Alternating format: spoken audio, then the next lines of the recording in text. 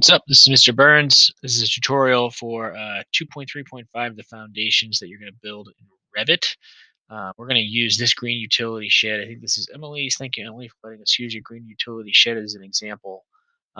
She's got her floor underneath the shed, and I think she's using 10-inch wood joist floor. You might use a different floor for the tiny home you're making for Miss Capuzzi. But what we need to do is put in a foundation underneath this, and we're going to do that using our elevation views. I'm going to use the south elevation view, so it'll look like this. And as you can see, when we're using our elevation views, we've got levels set up.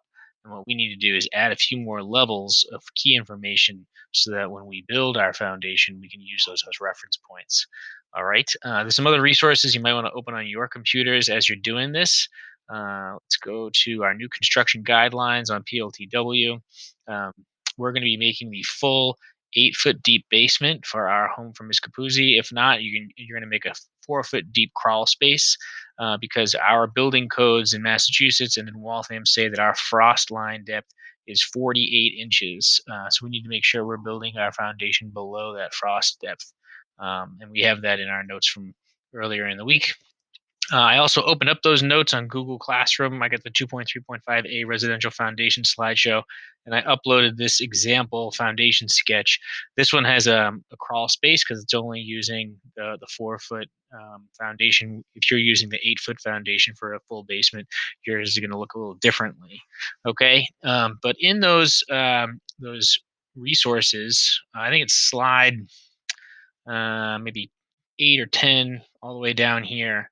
It says that we need to be putting our um, foundation 6 to 8 inches. The ground floor should be 6 to 8 inches above grade. And in our Revit sketch, we don't have a grade level just yet. So we're going to have to add that.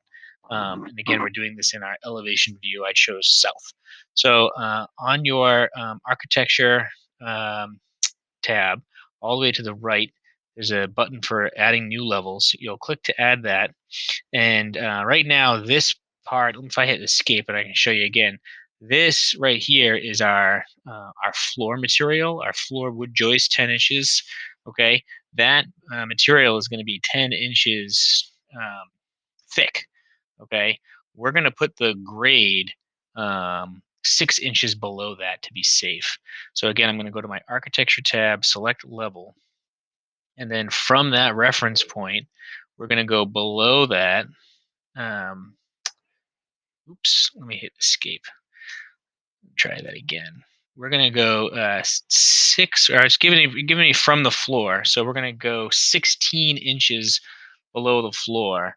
16 inches is about a foot and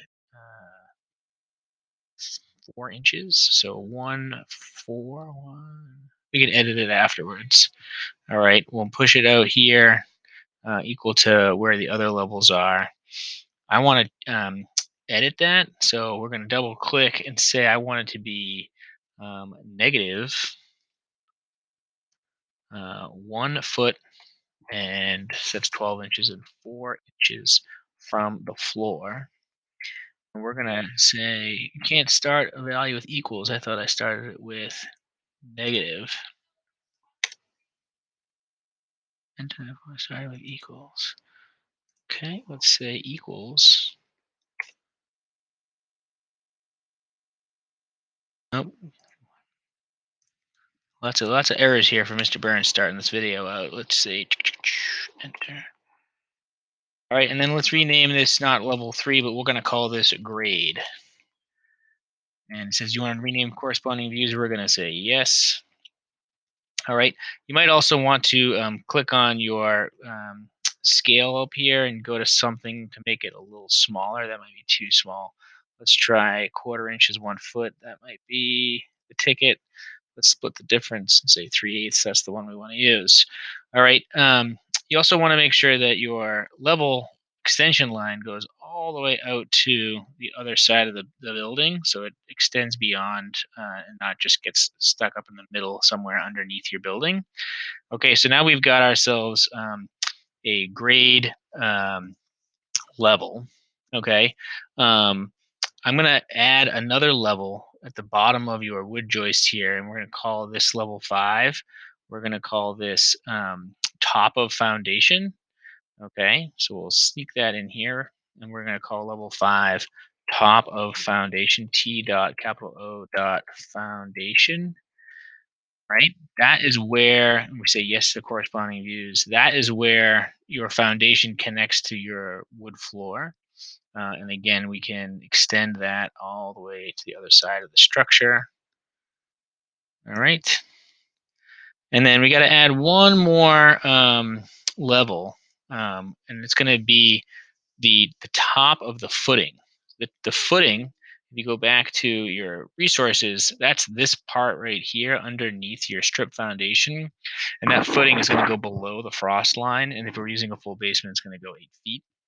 And so, how big is the strip foundation concrete wall going to extend? It's going to extend to the top of that footing. We need to add that level to our elevation views here. So from here, we're going to go down. If we're doing a full basement, we're going to go down. From here, we're going to go down 8 feet, and that's going down from grade. So let's say it's going to be 8 and 6, and that's going to be your top of the footing, TO footing,